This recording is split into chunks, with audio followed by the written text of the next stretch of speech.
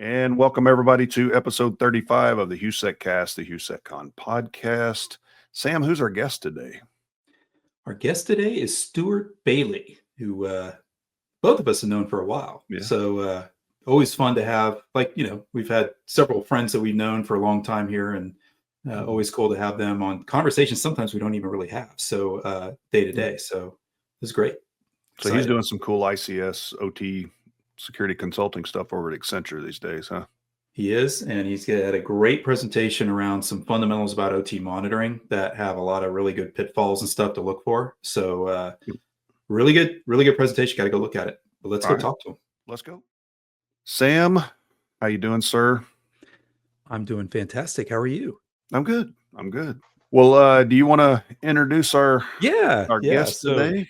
Excited to have Stuart Bailey with us. I've known Stuart for, we were talking about this last time. I think back when Stuart was in a cube in one of the medical companies that we worked with, and I was at a HP that had Tipping Point. I think that was the deal. That was a long time ago. So we both have a lot more gray hair and wrinkles than we used to have, but we both had a path into OT, which is also very cool. So fun to watch Stuart through his transition there. Welcome, Stuart. It's good to be here. Thanks, Sam. We're happy to have you, Stuart, really. And also, obviously, happy to have you come speak out at HOU.SEC.CON last time. So we really appreciate that. Let's get into the news segment. So, Sam, you gave us this article today. Why don't you introduce it? Yeah, so this was about the Romanian energy supplier Electrica getting basically ransomwared, right? And this was in trailing the election issues they had there recently. And so there is obviously some attribution here being talked about. But the reason I bring this up is obviously from an ICS/OT perspective, it sounds very sensational when you read the headline, but the good news here is nothing on the OT side was impacted, right? And so in my eyes, this was while it was an important, it is an important article because there is an uptick in targeting on utilities across the board. This one was done by true a-holes, and the company, fortunately, what I thought here gave a great example of a defensible architecture, right, which is one of the SANS top 5 critical controls. Really good example there, right? So if you have the thing segmented and defended, you have a defensible architecture, then you can prevent anything leaking into the OT systems here environment. So the outcome was good, but unfortunately this happened to them. And, it's not unusual in that kind of bordering area of Eastern Europe / Russia these days, right? Stuart, did you get a chance to run through this? What are your thoughts? Yeah, I did. There's ransomware is anything from somebody just accidentally, just irregular criminals just accidentally, we're just hitting a bit, a business and hit an energy company to a very targeted, not Petya, which was fake ransomware. It was just a wiper. So, it's the whole spectrum is possible. I also thought about defensible network architecture as well, and the a lot of utilities, at least in the U.S., one part of defensible architecture is the ability to island operations, to physically, cut off operations from the business network. So that was. I'm wondering if they did that as well. We'll probably never know, but it's all about planning before it happens, right? Absolutely. Yeah, I mean, it's, everybody air gap, and everything else. I mean, but it's, to your point, you can't do that really anymore completely 100%. You've got to have that access back and forth between the two. But being able to flip a switch, hit the big red button, whatever you want to call it, and cut some of that stuff off. I mean, same thing that's happened before is just saying we don't want this to get into the network that's stopping all of the good things from happening. We can deal with a little bit of accounting not getting tracked for a little while, as long as we don't have the operations completely shut down. So it's good that they were able to do it. And it's also a great point that, you have your drive-bys that just get lucky on something, and something like this is targeted, um, and being able to insulate it. Either way, you got to be ready for either one. I mean, I think I don't know if I got statistics on it. There's probably, I know there's some out there, but how many of these across the world are actually just drive-bys? I think the vast majority of them are just, hey, I'm going to just throw out there whatever I can get and see how many people I can ransom so I can get some money in, versus actually targeting them. There's a article out there that I could probably dig up to, and I was just reading too, that was some research around exactly that, and the uptick was dramatic. That was around utilities. So it could be drive-by, but more than likely, and what, kind of what we see on the business in our side is that there is a very targeted approach for a lot of different reasons. But there was a dramatic difference in ransomware targets over to utilities versus other industries, right? And so if that's the case, and there's a lot of variables here. That's why, attribution is always hard. But at the end, what we're really saying here is that it is a feasible target. It's a target that's very much front and center for a lot of folks, and it can have a very big impact on our communities. So Yeah. either way, whether it's drive by or not, we should sure as heck be paying attention to it. It kind of doesn't matter at a certain level. It doesn't. Obviously, utilities are a bigger threat for nation states and targeted attacks, but and just the number of Windows boxes that are on the OT networks in a utility. Yeah. What? That doesn't happen. Come on. Well, I mean, we saw it with healthcare for the longest time, and that still happened. But I mean, there was a massive uptick of healthcare, what, in 2023, early 2024, of probably into 2020, all the way back into 2022, where ransomware was going after healthcare specifically. So is it a drive-by to some degree? Maybe, but they know that those organizations are more apt to potentially pay for something, because they need to get up and going on a much quicker basis. I think that whole thesis is starting to go away, though.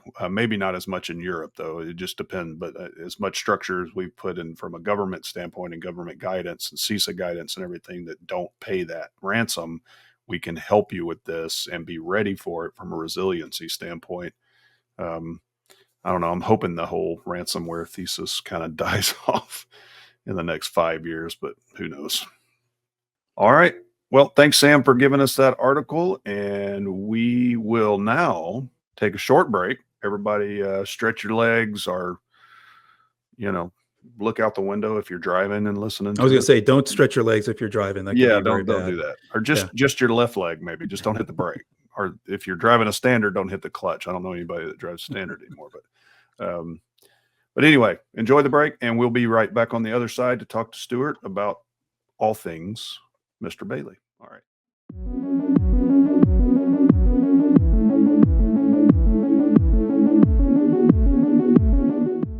And we are back. Sam, I'm going to let you talk to Stuart, and I'll join in whenever you think it's appropriate. You want to log off then? I'm just joking. No, we don't want to do that. So I should just cut off right now. No. So so excited to have Stuart Bailey with us today. Stuart, I've known for quite a while, as I kind of said in the intro. Like and it was really cool for me. I've been doing OT for a better part of 15 years or so, and it was kind of cool. It's cool when you see friends get into the space and start that path and that journey. So it was really cool to see him, get his feet wet in this and really progress a career. And now, as a full-time consultant, is doing this day to day. So had him come out and speak at HOU.SEC.CON this year, and did a great presentation around really what I call some fundamentals. And it would be a useful presentation for anybody to go look at that recording, just because there's a lot of really good tricks around there in terms of monitoring these environments. And we'll get to that. But before we do, Stuart, welcome. And can you tell us, what's the origin story behind Stuart Bailey? How did you get into cyber? How did you get into the OT? How did that happen? Well, so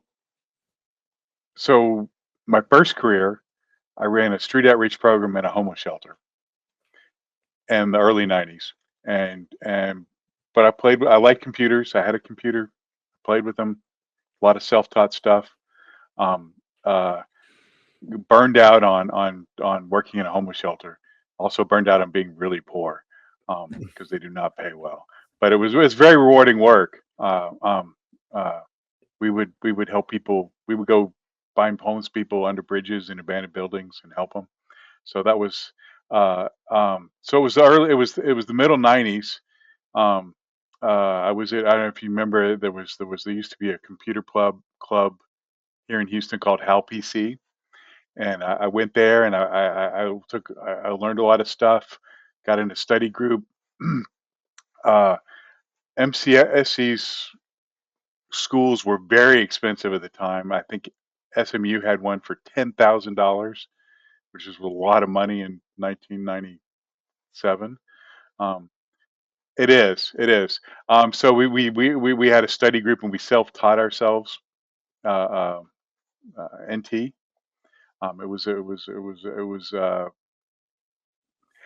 It was actually very exciting. It was very interesting, and it was very. We would study 2 days a week, and then one day a week we would get together on Saturday. We would get together, and we would all bring our computers, and we would network them together by sheer force of will. Uh, uh, so that was. I got a job in healthcare. Had a couple of jobs um, uh, in healthcare. Eventually, went from networking and went to security, and then um, from healthcare, I moved into oil and gas, but on the corporate security side, and literally been there like the third month. And the powers that be decided that IT security was in charge of OT security, and there was no OT security program. And my boss came and said, "Hey, you want to learn this stuff?" And I said, "Yes, I do." And luckily, I worked at a place they got me a lot of training. Um, uh, they let me go to the field a lot to learn the job, to learn a lot more about OT before we really did much of anything. So it was a great place to start. It was Noble Energy, which is now part of Mhm. Chevron. Um, uh, Onshore, offshore, um, did a lot of different things. Africa, went to Africa a fair amount. Went to Israel a fair amount.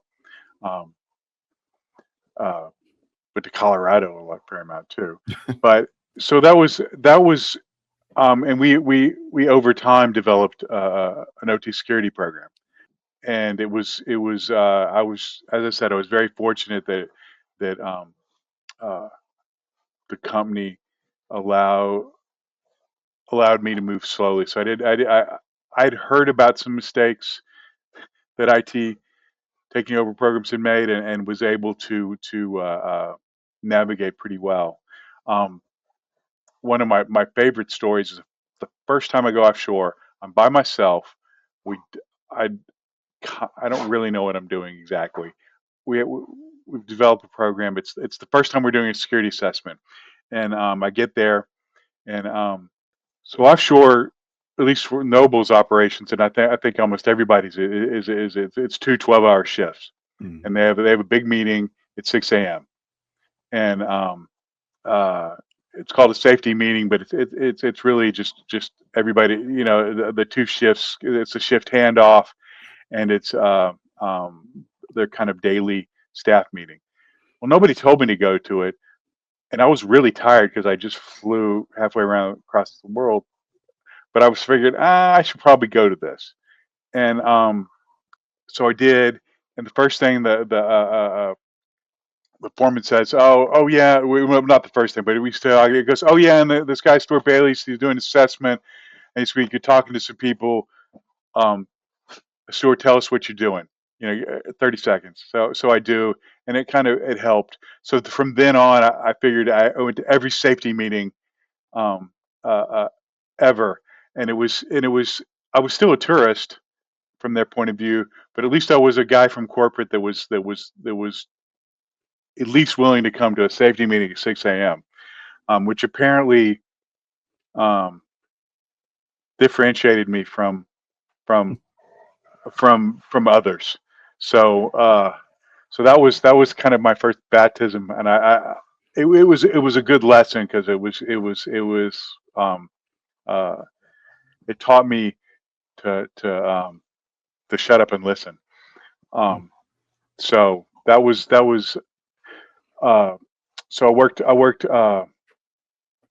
at Noble for about 6 years. Um, did a couple years at Waterfall Security, which is Hmm. unidirectional gateways, um, and actually then did a short stint at Centerpoint Energy. Went back to Noble, so got some nice electrical experience, got the vendor experience. Um, uh, when I went back to Noble, did some very exciting stuff, with FAT and SAT testings for platforms going offshore. Um, uh, was a big part of one called Leviathan, which was about a very large. A lot of people like this. A lot of companies like to say that they're doing the largest platform. In certain ways, this was uh, uh, the largest gas platform. So that was spent many weeks at the shipyard in Corpus. So that was very interesting.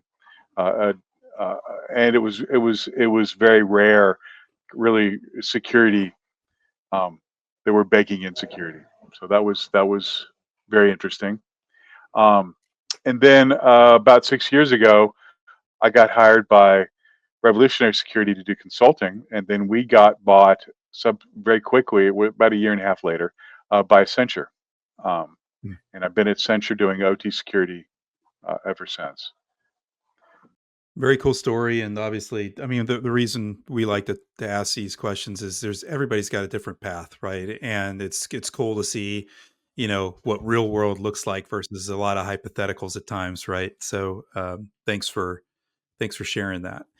Um, at HOU.SEC.CON, you came and did a really good presentation, and what I liked about it was really fundamental. It was about network monitoring in ICS environments, and kind of the pitfalls and things to look for. I have some questions for you on this one, and I think I have maybe one slight disagreement, which may turn out not to be a disagreement, which is fine. That's good, right? I want to ask you about, but tell us a little bit what your presentation was about, and you know some major points around that. So the kind of the bottom line up front for my presentation was, well, the title was OT network monitoring. It's more difficult than you think. Um, uh, and the main premise, main assertion was that my experience as an operator, deploying this product as a consultant, very doing working with these types of products, um, all kinds of various aspects, deploying them, helping to tune them, helping to maintain them, and through my peers, was that a lot of people are not particularly satisfied with their deployments. They're not as successful as they should be, or as the customer thinks. And this is not really and I made a real emphasis that it's not a vendor specific Hmm. assertion, that it's a technology specific assertion, and that Yeah. I gave a lot of examples of how people, in my experience, that there were a lot of differences between a similar deployment and IT, and that sometimes that a lot of times people didn't fully understand those differences, or take them and didn't understand the limitations either of these products. So that was kind of the main assertion there. One of the things that you brought up, which I thought was a cool, tidbit in that story was, you talk about, obviously asset discovery and the asset, those kind, knowing your assets, et cetera, and the behavior of the assets. And one of the things that you brought up, which I thought was cool, I've heard this before, but sprung the memory again when you said mention it. It's about a PLC that had that had a basically when it updated configurations, it had a wiper on it, basically, right? And that was I'm like, yeah, that's in IT. You'd be your the alarms would go off like, what the heck, And maybe you talk a little bit more about that particular scenario because I think that's important for folks to understand it and also differentiate. Yeah, and this is and part of this, one of the assertions, one of the ideas was that in many ways the OT landscape is much more diverse than the IT landscape for most networks, right? Um, there's some commonalities in IT that have almost everybody's got AD. It's a little more complicated now with cloud, but almost everybody's got Windows boxes for Windows workstations. Almost everybody's got an EDR, and that's a good bit of security, right? I mean, that's a significant part of the security stack. It's not really the same in OT. And this is an example of this was we put in a new network monitoring tool. Doesn't matter which one, um, and it was looking at behavior. These weren't widely used. They were widely used in upstream oil and gas in the Midwest or in Colorado and Texas. And it was when they did config updates, the tool, and essentially what it was doing was wiping memory. It was the config was on there, would wipe the memory and then apply the new config, and the tool understandably was identifying this as somebody wiping PLC, and assumed it was an attack. And another example of why OT is difficult is we had the security team had no way of knowing what was going on here.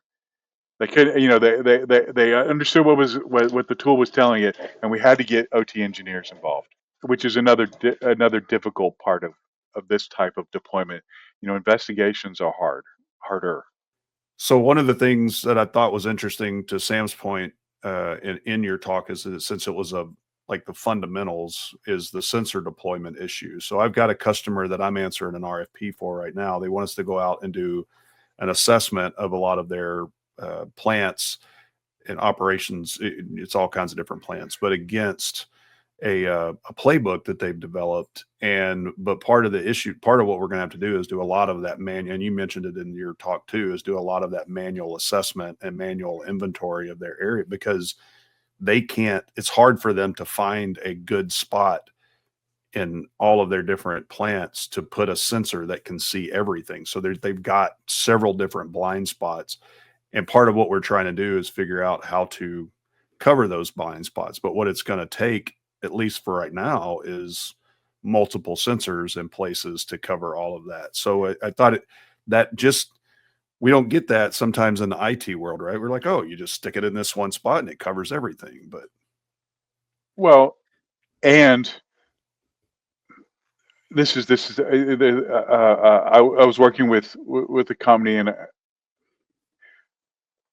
they had multiple locations worldwide, and they were it was mining, and they had, I think we worked with a lot of times they were Cisco switches, but we worked with three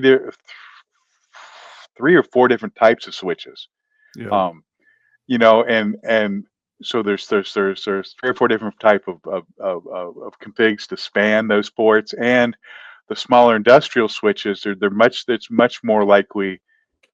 Yeah, I was a network engineer, so we were in a Cisco shop, so I pretty much, I still have it's been a while since I did it, but I still understand the fundamentals on spanning, but on a Hirschman or it's going to be, I'm going to be a little more worried, and they're not going to have the monitoring. They're not going to they're not going to be able to monitor those switches in the same way that they're probably monitoring the Cisco switches, or other kind of big IT switches.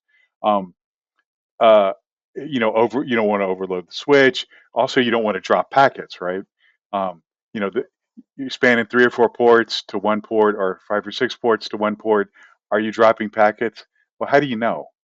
Um, Sometimes it's hard to tell. Uh, uh, so you look at the flows and you're like, oh, okay, I'm only seeing, I'm missing direction. I'm missing direction. You can figure it out. But other times, if you're just losing them here and there, you don't know. So yeah, there's lots of, also, if you, Also, it's difficult. So sometimes I was doing all this over the phone, right? So And these environments, I mean, they've been hobbled together over decades, right? And that's the other thing is sometimes, talk about putting band-aids on stuff. It's absolutely crazy some of the stuff that you find because one company acquired these assets or these assets, were built with totally different infrastructure type or approach, engineering approach, right? And so trying to patch all that stuff together and still drive a business, from that perspective makes it very difficult as well. You it's talk about, yeah, you have a Hirschman switch there, but you might have some other switch or type over in a different environment, but they need to talk to each other somehow, right? and we had to walk them through setting up the spans for this particular model of Hirschman switch. It's like, okay. Now there was another interesting kind of on that same project. We were talking to somebody, and we had the local guys, we had the corporate IT guys, the IT guys, and us. And this was in a remote location where they were the guy mentioned the mess hall is going to close soon, and we were like, okay, that means he's not going to eat if it closes, right? Okay, it's isolated. I mean, he may have a snack in his area somewhere, but but the corporate ID guys from the company didn't clue into that, and we were like, okay, we need to let you go. Do you have time for like one more question? You said if you don't, we understand. We were definitely like, and it was interesting because me and the other guy that I was working with, we'd worked enough of these that we realized that uh, while it's important to get our job done, it's also important to understand what the guys are. This is a mining operation, right? These guys got to eat. Um, uh, so it was there was lots of weird in OT. There's lots of fun, interesting things like that are And these um, are and those are great culture stories, right? Because we talk constantly about Mhm. bringing the cultures together, and that's what we try to do with OTICS.CON, right? A side plug there, but that's important to understand. Those are things that drive their day to day, and you get used to it's something, and important. you're looking, yeah, it's very I, important. yeah, oh yeah, because they're not going to be real happy with us if they miss if especially a non-emergency, right? It's important. Yeah, The company's spending a lot of money, a lot of effort. It's important, but uh, you know, Yeah. You're out of the mine. being You're hangry out is of the plant. You're not able to drive to a Burger King or a McDonald's, right? You're out in the yeah. middle of nowhere, especially, or if you're out in the middle of the ocean somewhere. I mean, you're just stuck. By right, the way, right. being hangry in one of those environments is not a good thing. No, No, So no, not at all. yeah. So, well, some of one of the other things I wanted to ask, and because I think this is where we might have a little bit, but maybe not, of differing opinion on. You mentioned about threat intelligence and OT not being mature, right? And I say my stance on that is just because I work for a company, Dragos, which we do a lot of focus and threat intelligence, and I don't disagree with you in general. Like there is, generally, uh, but I have obviously a huge bias here, right? So, what do well, you mean by that? and actually, I think I had a slide that said it's immature, and I think I said verbally that there is one company that does a pretty good job, but I so I agree with you. I think it's not as mature, and I would even assert that even though Dragos we work does a really good job, um, that you can that it's still true that um, uh, uh, on the IT side, there's a number of people that do good jobs. It's not there's not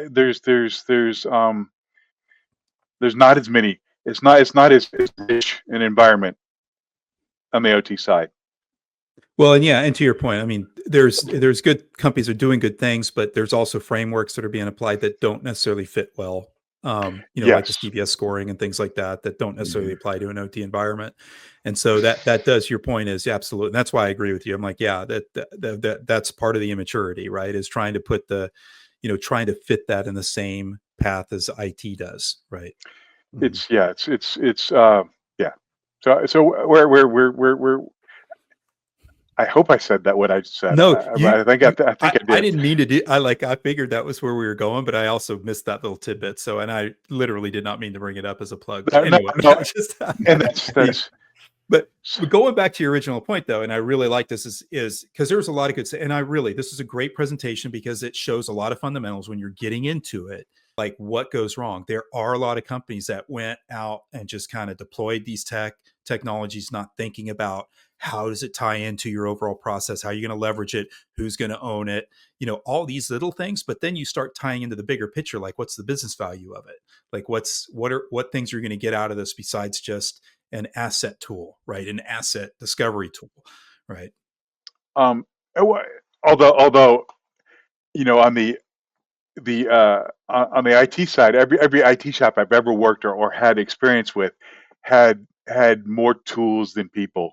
Or if there was always tools that were underutilized because there was not enough staff cycles and it was just like, why did you buy this tool?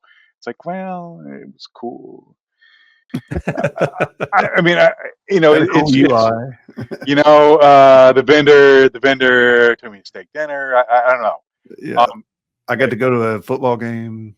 it but it's and it's not literally every shop I've ever worked ever had any kind of dealings with. Yeah. It, more some a little more than others, but it's not it's not it's not an isolated problem. So it happens. I think one of the my one thing I wanted to introduce with my talk was that um that this product is less valuable just turning it on.